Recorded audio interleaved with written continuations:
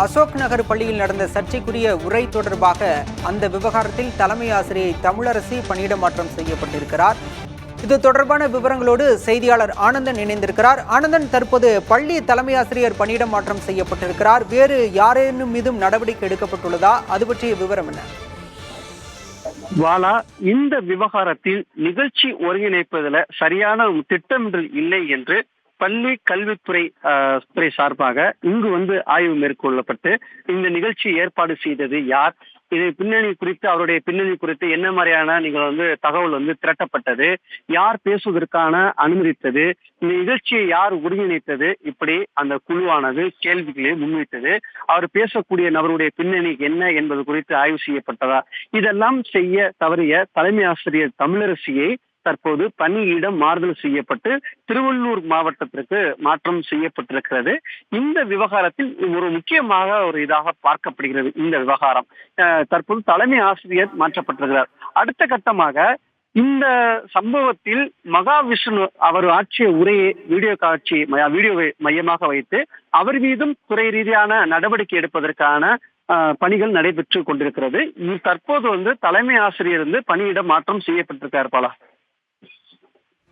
ஆனந்தன், தற்போது இந்த நடவடிக்கை எடுக்கப்பட்டுள்ளது. அந்த ஆன்மீக சொற்பொழிவாளர் மீது வழக்கு பதிவு செய்யப்பட்டதா சொன்னீங்க. அந்த விவகாரத்தில் முன்னேற்றம் எப்படி இருக்கு? வழக்கு பதிவு செய்ய இருக்கிறார்கள்.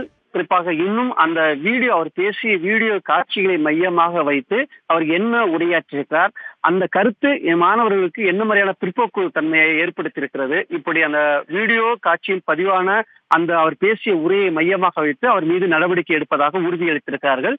இதற்கு முன்பாக சற்று நேரத்திற்கு முன்பாகவே தலைமை ஆசிரியரிடம் காவல்துறை விசாரணை மேற்கொண்டிருக்கிறார்கள்.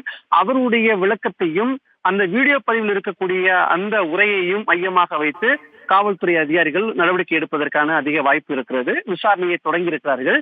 அந்த உரையின் அடிப்படையில வழக்கு பதிவு இருக்கும் அதுன்னு சொல்லியிருக்காங்க. அதே போல இந்த விவகாரத்தில் பள்ளி கல்வித்துறை அமைச்சர் அன்பில் மகேஷ் அவர்கள் யார் தவறு செய்திருந்தாலும் அவர்கள் மீது உரிய நடவடிக்கை எடுக்கப்படும் என்று அவர் செய்தியாளர் சந்திப்பில் தெரிவிச்சிருந்தார். மேடையில் பேசும்போதும் இந்த கருத்தை மையமாக வைத்து பேசியிருந்தார்.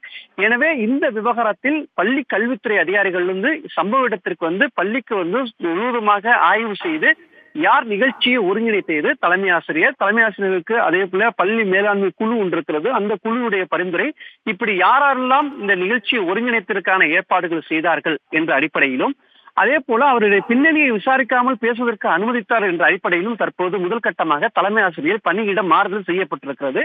அதே போல அவர் மீது உரிய நடவடிக்கை எடுக்கப்படும் என்று பள்ளி கல்வித்துறை சார்பாக தெரிவிக்கிறார்கள்.